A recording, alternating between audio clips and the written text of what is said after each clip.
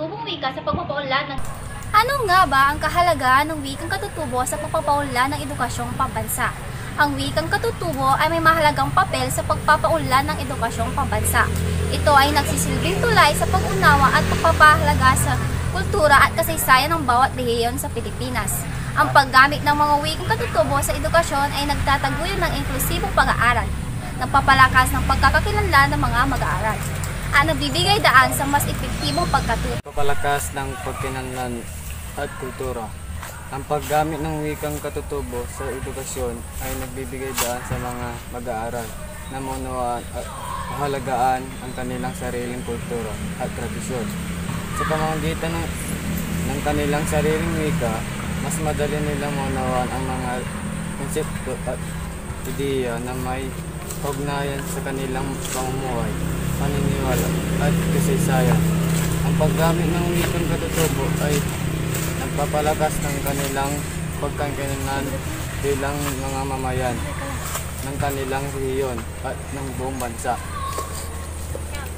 Mas epektibong pagkatuto. Ang pagtuturo gamit ang wikang katutubo ay nagpapadali sa pag-unawa ng mga mag-aaral sa mga konsepto at ideya.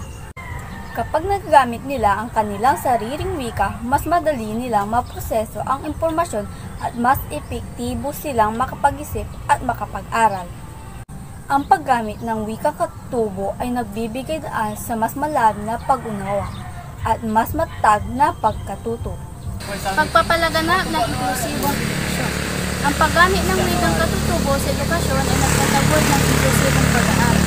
Ito ay nagbibigay daan sa lahat ng mag-aaral, anuman ang kanilang wika o pinagmulan, na makaramdam ng kabilang at makasali sa proseso ng pagkatuto. Ang paggamit ng wikang katutubo ay nagpapababa ng hadlang sa pag-aaral at nagbibigay ng pantay na pagkakataon sa lahat. Mga hamon at pagkakataon, bagamat mahalaga ang papel ng wikang katutubo sa edukasyon, mayroon din ang mga hamon na kailangan harapin ng kakulangan ng mga guro sa biyasa sa mga wikang katutubo. Ang kakulangan ng mga materyales sa pagturo at pagtingin sa mga wika at tubo. Bilang pangalawang wika, lan lamang sa mga hamon. Ang katutubong wika ay isang mahalagang bahagi ng ating kultura at pagkakakilanlan. Ang wika hindi lamang isang paraan ng pakikipagkomunikasyon, kundi isang tulay sa ating mga tradisyon. Lakas ng kaalaman sa kultura. Ang pagtuturo sa mga mag-aaral gamit ang kanilang katutubong wika ay nagbibigay sa kanila ng mas malalim na pag-unawa sa kanilang sariling kultura. Sa pamamagitan nito, natututuhan nila ang mga lokal na kasaysayan, alamat at mga tradisyon na nagpapatibay sa kanilang pagkakakilanlan bilang Pilipino. Mas epektibong pagkatuto. Ayon sa mga mag-aaral, mas mabilis at mas mahusay na matuto ang mga estudyante kapag ginagamit nila ang kanilang katutubong wika sa paaralan. Ito ay dahil ang mga mag-aaral ay mas komportable at mas naintindihan ang mga konsepto sa wika na kanilang natural na ginagamit sa kanilang araw-araw na buhay. Lakas na pagpahalaga sa wika.